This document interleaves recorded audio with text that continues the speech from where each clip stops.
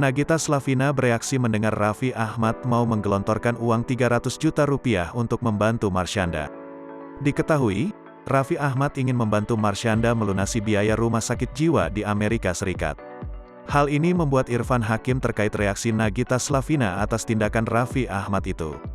Oleh karenanya, Irfan Hakim meminta Raffi Ahmad meminta izin pada Nagita Slavina.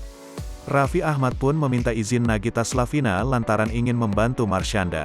Raffi Ahmad meminta izin Nagita Slavina dengan menghubungi via video call.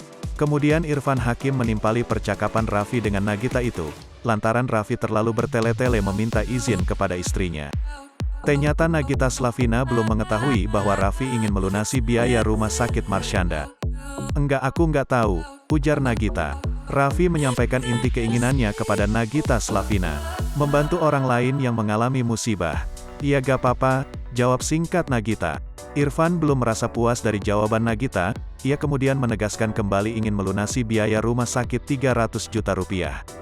Gigi 300 juta rupiah gak apa-apa," pungkas Irfan dengan nada heran. Nagita menjawab pertanyaan Irfan dengan raut wajah berpikir. Dia kemudian mengucapkan kalimat bernada sentilan pada Raffi.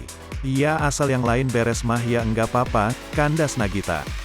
Raffi mengaku untuk suatu hal seperti membantu orang lain, ia tidak pernah meminta izin kepada Nagita.